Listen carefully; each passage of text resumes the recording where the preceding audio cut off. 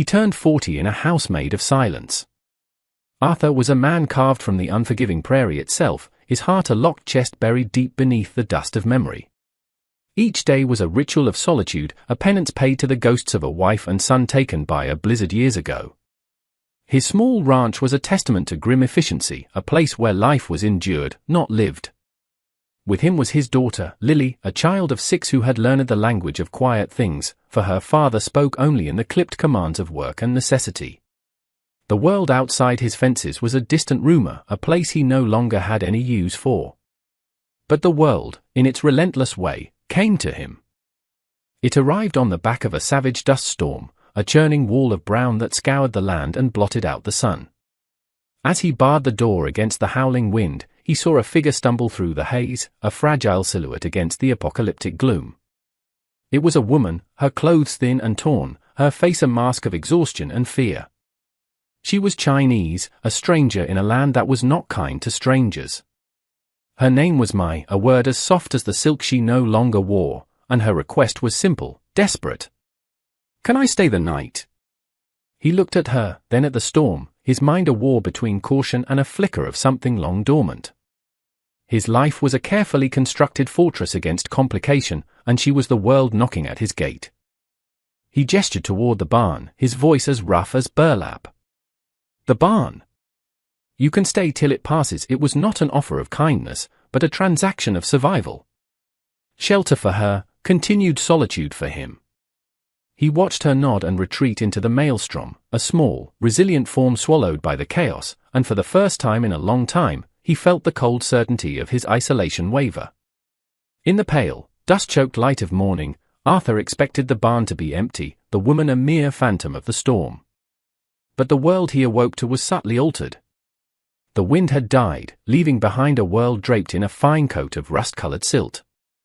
Inside the barn, a space he had only ever seen as functional, a quiet order had been imposed. The hay was neatly stacked, a torn horse blanket was mended with a series of tiny, perfect stitches, and the air was still. He entered his own home and the change was more profound. A scent, unfamiliar and warm, met him at the door. It was the smell of wild herbs and simmering broth. In his kitchen, standing over his cast-iron stove, was Mai. She had found the last withered vegetables in his root cellar and the forgotten herbs growing by the fence line, and from them, she had created sustenance. She did not offer apologies or explanations for her intrusion. She simply turned, her movements economical and graceful, and ladled a steaming bowl of soup for him, and another, smaller one for Lily. Arthur stood frozen for a moment, the warm bowl in his hands a foreign object. He ate in his customary silence, but the silence felt different. It was the first meal cooked by another's hands in that house in 7 years, and the warmth of it seeped past his throat and into the cold, hollow place inside him. It was a simple act, a pot of soup made from scraps, but it was also the first stone laid in the foundation of a new world, a quiet declaration that life, however neglected, was determined to persist within these 4 walls. The storm passed, but Mai remained. There was no discussion, no new arrangement made. She simply stayed, and he did not ask her to leave. An unspoken pact settled over the ranch, a fragile truce between his grief and her resilience. She moved through his house not as a servant, but as a quiet force of restoration.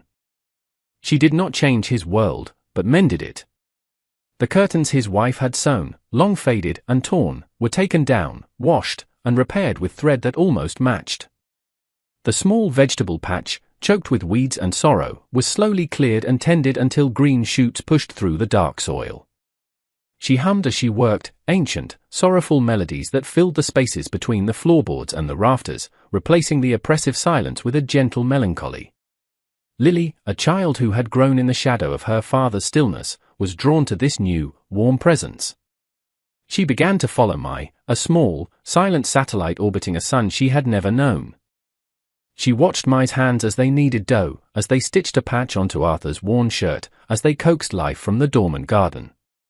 One afternoon, while Arthur watched from the shade of the porch, Lily approached Mai with a fistful of crumpled prairie flowers. She held them out, a silent offering. Mai stopped her work, her eyes softening as she took the small bouquet. She didn't put them in water to wither and die. Instead, she carefully placed them between the pages of an old book, a gesture of preservation, of honoring a small, beautiful thing. It was the first gift offered and received in that house in years, a silent transaction of grace that cracked the stone around Arthur's heart. The truth all began, as it so often does, with the simple, devastating honesty of a child. Evening had settled over the ranch, the sky outside a deep, bruised purple. Inside, the fire cast a warm, flickering glow.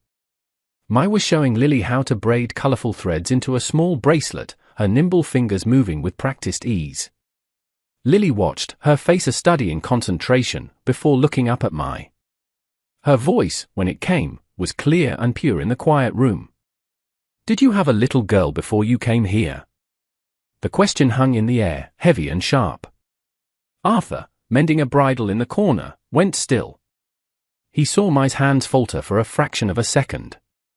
She did not look away from the child. Her voice was soft, laced with a pain that was old but not gone. "I had a son," she said. "He was very brave. He is with his father now, in the stars." She did not elaborate, did not weep. It was a simple statement of fact, a map of her own lost world. Overhearing it from the shadows, Arthur felt the words like a physical blow. His own grief, a private, jagged thing he had hoarded for years, suddenly found an echo. He looked at this foreign woman, this stranger who had drifted into his life, and saw not an outsider, but a fellow survivor. He had seen her as a woman fleeing hardship, now he saw her as a soul who understood his own language of loss. The chasm between them, once a vast canyon of culture and silence, was suddenly bridged by a single, shared wound. In that moment, the transactional nature of their arrangement dissolved, replaced by the fragile, unspoken recognition of two hearts that had both been broken by the world. Autumn arrived with a cruel, biting wind, stripping the leaves from the lone cottonwood tree and painting the prairie in shades of rust and decay. With it came the fever. It moved through the sparse settlements like a malevolent spirit, and one morning, it found its way into their small house. Lily woke with it, her skin burning, her breathing shallow. Arthur's carefully ordered world shattered. The stoicism that had served him for years was a useless shield against the terror of losing another child. The doctor was in a town a full day's ride away, a journey made impossible by a sudden, violent storm that trapped them in their wooden box, the rain and wind clawing at the walls. Arthur paced the small cabin, his large frame a cage of helplessness, his silence replaced by the ragged sound of his own breathing. He was a man who could tame a wild horse and face down a blizzard, but he could not fight the fire raging inside his own daughter. It was Mai who became the anchor in the storm. While Arthur was lost in his fear, she moved with a quiet, focused calm. She drew on a knowledge that felt ancient and profound, gathering herbs she had collected from the plains, brewing teas that filled the cabin with a pungent, earthy scent. She bathed Lily's forehead with cool water, her touch gentle but firm. For 2 days and 2 nights, she did not leave the child's side, her small frame a bastion of serene strength against the howling chaos both inside and outside the house. Arthur could only watch, a silent, broken witness, as this woman he barely knew fought for his daughter's life with a fierce and tender resolve he had thought had vanished from the earth. On the second night, the storm reached its zenith. The wind shrieked like a banshee, and the rain fell in solid, unforgiving sheets.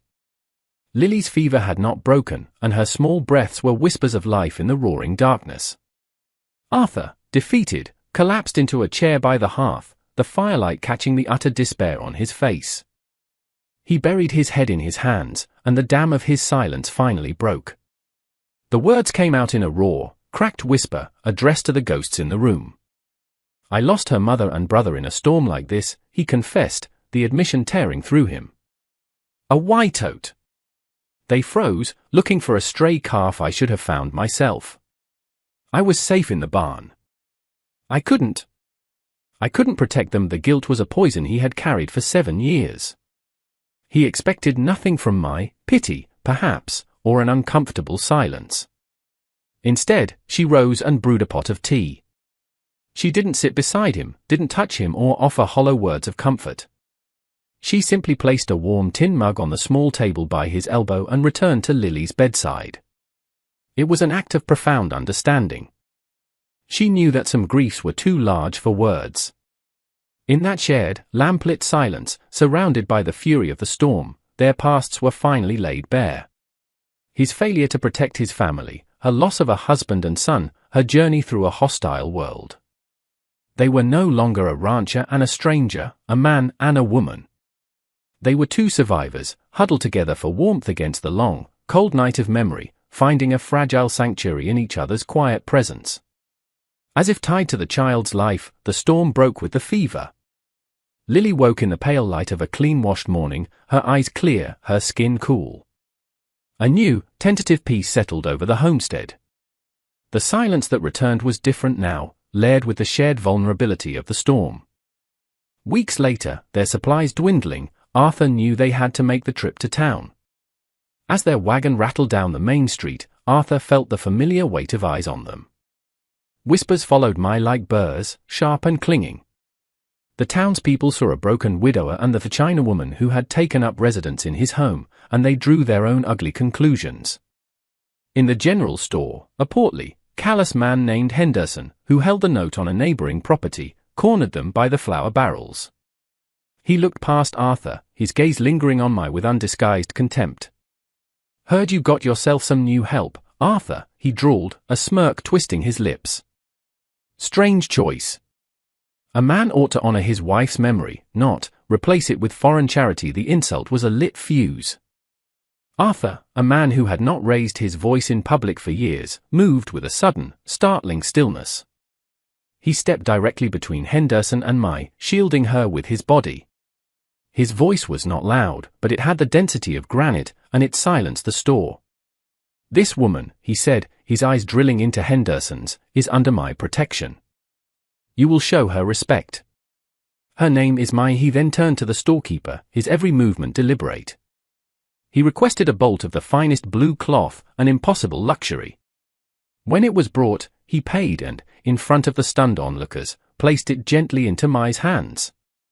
The act was more than a purchase, it was a public declaration, a claiming. It was the sound of a silent man finally speaking, not for himself, but for her. The journey home was made in a silence that was thick with all that had been said and done. The bolt of blue cloth lay on the seat between them, a vibrant symbol of his public choice. The air was no longer charged with tension or uncertainty, but with a deep, resonant understanding.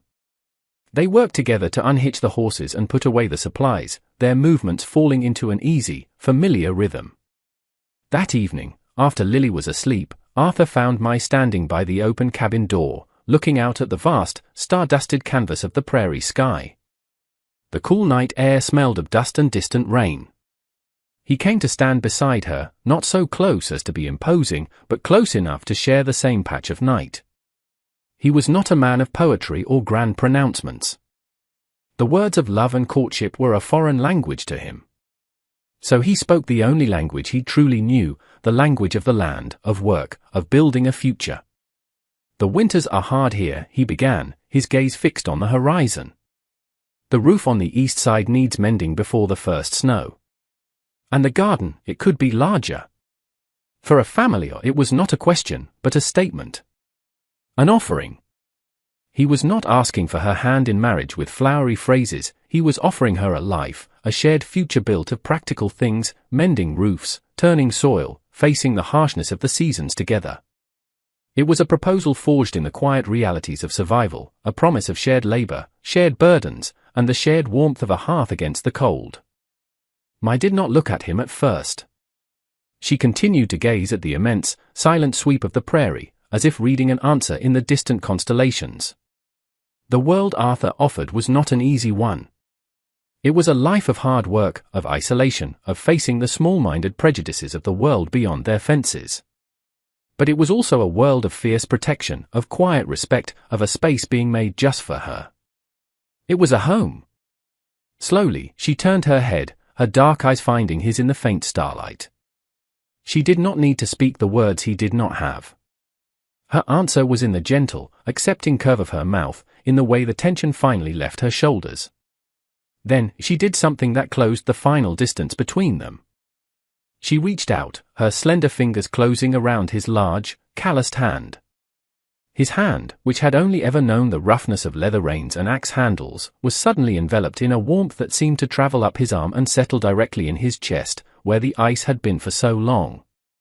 Her touch was not just an acceptance of his clumsy proposal, it was an acceptance of him, of his silent grief, of his broken past. It was a quiet promise that he was no longer alone. The narrative camera of the soul pulls back, framing them in the warm, yellow light of the doorway, two solitary figures who had found their way to each other, a tiny island of profound connection in the vast, dark expanse of the American West. The house was no longer a tomb. The fire inside burned brightly, and its dancing shadows on the wall looked, for all the world, like they were holding hands. The seasons turned, each one leaving its mark on the land and on the new family that tended it. Winter came, and the mended roof held firm against the snows. Spring followed, and the enlarged garden bloomed, a riot of greens and reds, nurtured by Mai's patient hands.